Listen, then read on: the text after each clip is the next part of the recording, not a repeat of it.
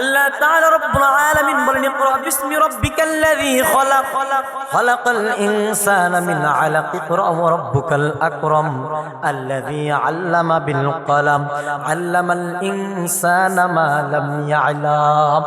আল্লাহ তাআলা রব্বুল আলামিন বলেন, হে দুনিয়ার মানুষ, আমি তোমাদেরকে পড়ার জন্য দিলাম। দুনিয়ার ভিতরে তোমরা পড়বা, সেটা স্কুল হতে পারে, মাদ্রাসা হতে পারে, কোনো ভেদাভেদ নাই। কিন্তু তুমি যেখানেই পড়ো না কেন, স্কুলে পড়ো কিংবা মাদ্রাসায় পড়ো, তুমি পড়তে পারো, তাতে কোনো সমস্যা নাই। কিন্তু আল্লাহ বলেন ইকরা বিসমি রাব্বিকাল্লাযী খলাক, তুমি যদি পড়ো তাহলে পড়বা একমাত্র তোমার প্রভুর নামে। তোমার প্রভুর নাম ব্যতীত তুমি পড়ো না। যেখানে হিন্দুয়ানিদের কালচার রয়েছে সেখানে তুমি পড়ো না, যেখানে বৌদ্ধদের কালচার রয়েছে সেখানে তুমি পড়ো না, যেখানে নাস্তিকদের কালচার রয়েছে সেখানে তুমি পড়ো না, যেখানে ইসলাম বিদ্বেষী পড়ালেখা রয়েছে সেখানে তুমি পড়ো না। আল্লাহ জব বললেন ইকরা বিসমি রাব্বিকাল্লাযী খলাক খলাকাল ইনসানা মিন আলাক। আল্লাহ তো বলে দিলেন তুমি দুনিয়ার ভিতরে পড়ালেখা করো, কিন্তু একমাত্র পড়বা তুমি তোমার প্রভুর নামে। যেই পড়াটা পড়লে তুমি দুনিয়া আখিরাত উভয়টার ভিতরে তুমি কামিয়াবি হতে পারবা, সেই পড়াটা পড়ে নাও। যেই পড়াটা পড়লে তুমি জান্নাত পেতে পারো সেই পড়া পড়ে নাও। যেই পড়া পড়লে তোমার ঈমানটা পরিপূর্ণ মজবুত হয় সেই পড়া পড়ে নাও। তোমার যদি ঈমানের ভিতরে গলত থাকে সারা জীবন আমল করে যাবা, জান্নাত পাওয়া যাবে না। কিন্তু একজন মানুষ সারাটা জীবন কোনো নামাজ পড়ে নাই, সারা জীবন দাঁড়ায়া প্রস্রাব করেছে, কিংবা জীবনে কোনো রোজা রাখে নাই, কিংবা ভালো কোনো কাজ করে নাই, আল্লাহ তাআলাকে বিশ্বাস করেছে। আল্লাহ তাআলা যে বলছে কুল হুয়াল্লাহু আহাদ, এই আল্লাহকে বিশ্বাস করেছে, আল্লাহ তাআলাকে মানছে। যখন তার মৃত্যু ঘনিয়ে এসেছে তখন তার পূর্ব মুহূর্তে তার মনের ভিতরে একটা আশা জেগেছে, আল্লাহ সারাটা জীবন তো আমি গুনাহ করে আসলাম, আমি তো গুনাহ করতে করতে সারা জীবনটাকে শেষ করে দিলাম। আল্লাহ এতদিন পর্যন্ত তো আমি জীবনটাকে শেষ করে ফেলেছি, তুমি কি আল্লাহ আমাকে মাফ করতে না? আল্লাহ তাআলা রব্বুল আলামিন একটা ঘটনার মাধ্যমে বুঝাইয়া দেয় আল্লাহ কত দয়ালু। একজন হিন্দু মানুষ সারাটা জীবন 80 বছর যাবৎ বসে বসে সনাম করতে করতে হঠাৎ করে 80 বছর পরে তার মুখ দিয়ে হঠাৎ করে একবার মুখে উচ্চারিত হয়ে গেছে সমাদ। আল্লাহ তাআলা রব্বুল আলামিন বলে আনা আল্লাহ আনা হাযিরুন ওয়া আনতাকা। আল্লাহ তাআলা রব্বুল আলামিন বলেন, হে বান্দা, তুমি 80 বছর পর্যন্ত তুমি সনাম ডাকছো, তোমার যেই মূর্তির নামটা তুমি নিয়েছো ওই মূর্তি তোমার সারা 80 বছরে কোনোদিন সারা দেয় নাই। 80 বছর পরে তোমার মুখ থেকে অনাকাঙ্ক্ষিতভাবে সমাজ শব্দ বাহির হয়ে আসছে। আমি আল্লাহ ঘোষণা দিলাম, আমি আল্লাহ তোমার কাছে হাজির। আল্লাহ তাআলা রব্বুল আলামিন এটাই বলেন, হে বান্দা, তুমি যদি পড়ো তাহলে একমাত্র পড়ো আল্লাহর নামে। তুমি যদি পড়ো একমাত্র পড়ো আল্লাহর নামে। তুমি যদি কোনো কিছু শিক্ষা করো তাহলে কোরআনতে শিক্ষা করো। তুমি যদি কোনো কিছু শিক্ষা করো তাহলে অবশ্যই তুমি শিক্ষা করবা রাসূলের হাদিস থেকে। দুনিয়াবি শিক্ষা তো অবশ্যই জরুরি, দুনিয়াবি শিক্ষা করবেন, কোনো বাধা নেই, কোনো সমস্যা নেই। আপনি ডক্টর, ইঞ্জিনিয়ার, আপনি পাইলট কিংবা আপনি ব্যারিস্টার বা যে কোনো হন না, যে কোনো পদে যান না কেন, কোনো সমস্যা নাই। কিন্তু আল্লাহ তাআলার ইসলামকে ঠিক রেখে যদি মুসলিম হন, এই কোরআনকে ঠিক রেখে, এই কোরআনকে ভালোবেসে তারপর আপনি সব কাজ করেন, আলেম হওয়া জরুরি না, আলেম হওয়া ফরজ না। একজন আলেম জাহান্নামে যেতে পারে, কিন্তু একজন আল্লাহওয়ালা জাহান্নামে যাবে না।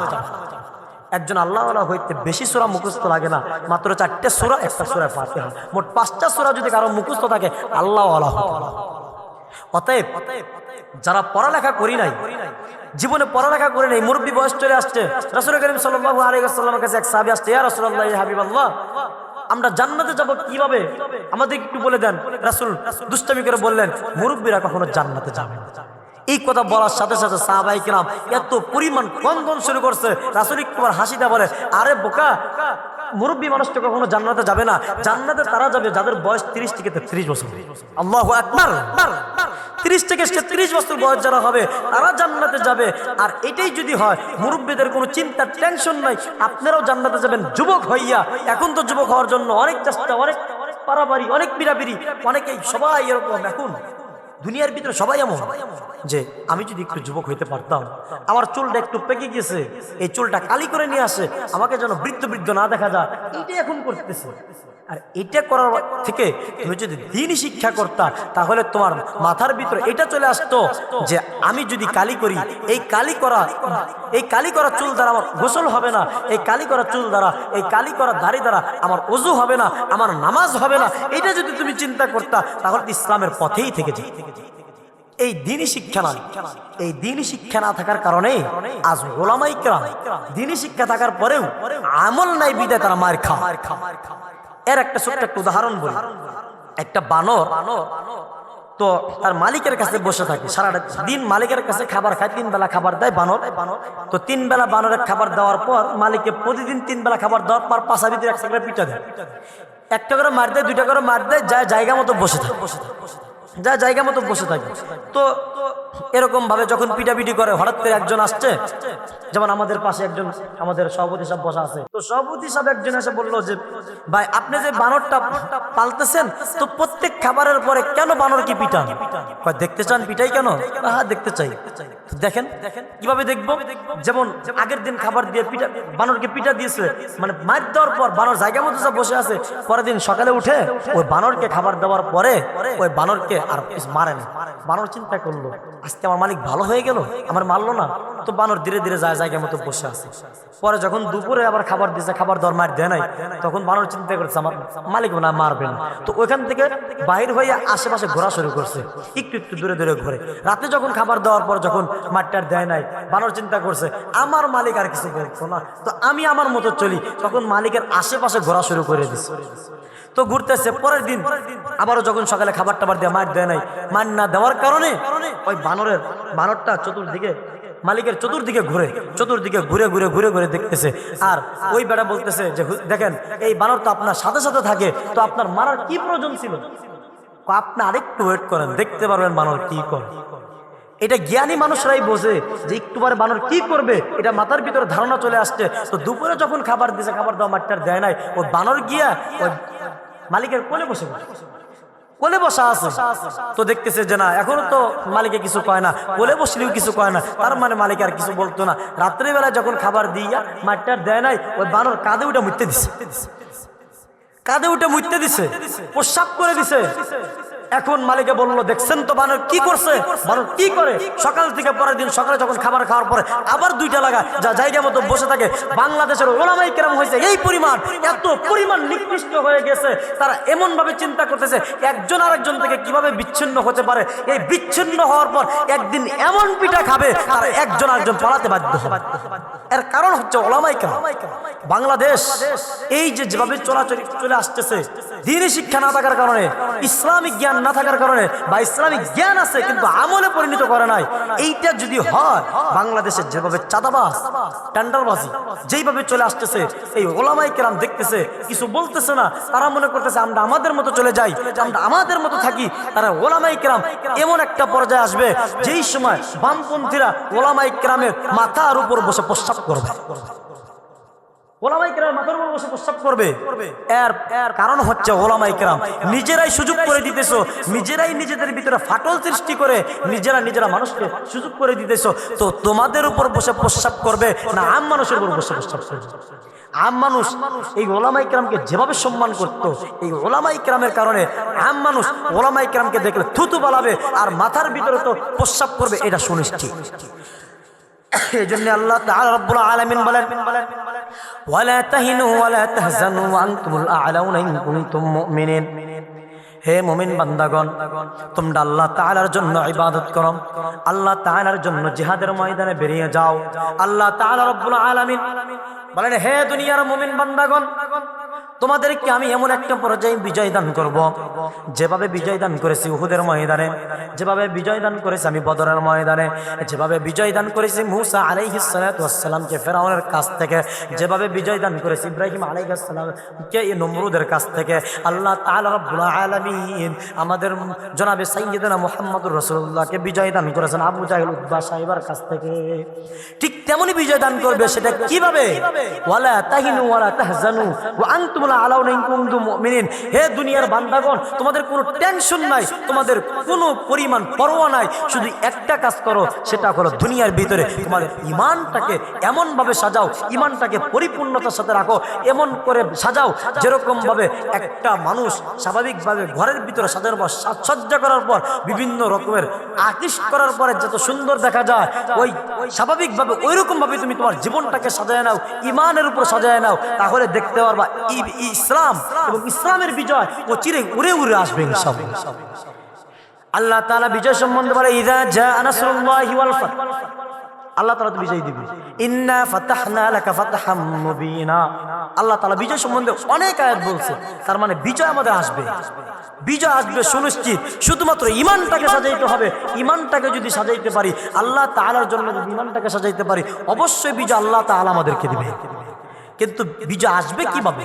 আমাদের ভিতরে এত পরিমাণ বিচ্ছিন্ন হয়ে গেছি, এত পরিমাণ আমরা একে অপরে বিচ্ছিন্নতা লাভ করেছি, যেটাকে আমরা বিজয় তো দূরের কথা, আমরা একে অপরকে যখন একজন আরেকজনের উপর যখন আঘাত চলে আসে, ঠিক তখনই আমরা একজন আরেকজন থেকে বিচ্ছিন্ন হয়ে যাই।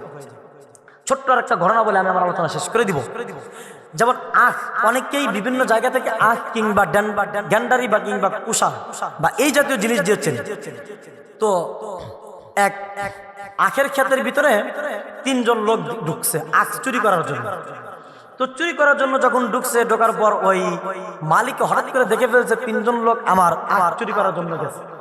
তো মালিক পিছে পিছে ধীরে ধীরে গেছে, যাওয়ার পর দেখলেন যে আখের ভিতরে 3 জন লোক চুরি করার জন্য আসছে, কাশি টাচি বা এই জাতীয় কাস্তে বা এই জাতীয় কোনো কিছু নিয়ে আসছে। তখন মালিকে যাওয়ার পর 3 জনকে ধরে বলছে, ধরাবার বলতেছে, এই তোমার আব্বু কি করে, তোমার নাম? পরে বলতেছে আমার নাম অমুক, আমার আব্বু অমুক কাজ করে। তো আরেকজনকে বলতেছে তোমার নাম কি, তোমার আব্বু কি করে? বলে আমার অমুক কাজ করে। এরকম ভাবে 3 জনকে ধরছে। ধরেন আমি বাংলাদেশের 3টা রাজনৈতিক দল দিয়ে প্রশ্ন উত্তর দিই। যেমন একজন মানুষ ধরেন খেলাফত শাসন ধরেন আন্দোলন করে, খেলাফত করে, তো তাকে বলছে তুমি কি করো? বলে আমি খেলাফত করি। তুমি কি করো? আমি চরমনাই করি। তুমি কি করো? আমি জামাত ইসলাম করি। আমি খেলাফত করি, আমি চরমনাই করি, আমি জামাত ইসলাম করি। ঠিক আছে করো। এখন এই অবস্থায় চিন্তা করতেছে, এই বাংলাদেশের ভিতরে তো সবচেয়ে বড় দল জামাত ইসলাম, তো ওকে তো কিছু বলা যাবে না, তুমি আলাদা। এরপরে তো বড় দল হচ্ছে আমাদের চরমনাই ইসলামী দল, তাহলে তোমাকেও কিছু বলা যাবে না। এই বেটা তুই খেলাফত করো, তোর কয়জন মানুষ আছে? ওকে পিটা দে পিটা। তো খেলাফতের তো মানুষ কম। এখন এই কারণে যখন খেলাফত মজলিসের যখন মানুষকে যখন মারলো, ওই 2 জন মানুষ টাকা দেয়, দেখলো আমাদের 2 দল বিশাল বড় বড়, আমাদেরকে তো কিছু বলবে না, এই চিন্তা করে একজনকে মারছে, আরেকজন তাকায় তাকায় দেখছে, হ্যাঁ ওরে মারছে, আমার কোনো দোষ নেই। ওরে যখন মার শেষ, তখন আরেকজনকে বলতেছে, এবারে তুই তো জামাত ইসলাম করিস, তোকে তো মারা যাবে না, কারণ তুই তো বিশাল বড় লোক। ওরে মারছি, ও তো তোর থেকে ছোট দলের লোক, কারণ ও চরমনাই করে। চরমনাই তার তো মানুষ তাই যে পরিমাণ জামাতের আছে, তাহলে তাকেও ওদের একটু পিটা দিই। আয় দুজনে মিলে দেই না পিটা, দুজনে মিলে দেই না। তখন তার সাথে সে মিলামিশা বলতেছে, ঠিক আছে আমি তো বড় দলের লোক, ও তো আমার থেকে ছোট, তাহলে আর পিটা সরাই দেয়, আমরা থেকে যাবো। যখন এই অবস্থা দেখছে, দেখার পর কয় যে তুই তো চরমনাই করস, তোর তো মানুষ বেশি নাই, দে পিটা। দুজনে মিলে পিটাইছে। ওই যে যখন 2 জনে মিলে পিটাইছে, প্রথম খেলাফতে আন্দোলনের মানুষকে পিটাইলো, তো মানুষ কম, এরপরে পিটাইলো কাকে? এরপরে পিটাইলো আমাদের চরমনাইকে। চরমনাই যখন মাস শেষ, এখন তুই কই যাবি? এতক্ষণ তো 2 জনকে পিটাইছি, 2 জনকে পিটানোর সময় তোর প্রথম অবস্থায় তোর ভুল ছিল। যখন 3 জন একত্রে আসতো, তখন তো তোমার প্রয়োজন ছিল আমার দলের লোককে কেন পিঠাবে? আমার দলের লোক যখন পিঠাবে, আমার দিনের ভিতরে তো একটা শক্তি কমে গেল। ঠিক তখনই পরবর্তীতে যখন একজন পাইছে জামাত ইসলামের, ঠিক তখনই তারাও দিছে। এই যে আমাদের কৌশলগত সমস্যা ভুল আছে, আমাদের কৌশলগত সমস্যা ভুলের কারণে প্রথম যে ব্যক্তি মার খাইছে, পরে 2 জন তাকায় দেখছে আর উপহাস করছে, হা হা আমাকে মারবে না। আর যখন 2য় জন মার খাইছে, উপরের জন তাকায় চিন্তা করছে আমাকে মারবে না। তো দ্বিতীয় জন মার খাইছে, 3য় জনকে যখন ধরছে, তখন চিন্তা করে আমার তো ওই সময় সচেতন হওয়া দরকার ছিল, যখন খেলাফতের একজন লোককে মারছে। এইটাই বাংলাদেশের সবচেয়ে বড় সমস্যা। এর সবচেয়ে বড় কারণ হচ্ছে আমরা মুসলমান হয়েছি, আমাদের লেখাপড়া ইসলামের দিক আছে মানছি, কিন্তু আমাদের আমলে পরিপূর্ণতা না থাকার কারণে প্রত্যেকটা পয়েন্টে আমরা লাঞ্ছিত অবস্থিত হই। আমরা প্রত্যেকটা পয়েন্টে মার খাই, এমন কৌশলে মার খাই যা জাতির সামনে আমাদের মাথা নত হয়ে যায়, যা জাতি আমাদেরকে কখনো ভুলতে পারবে না।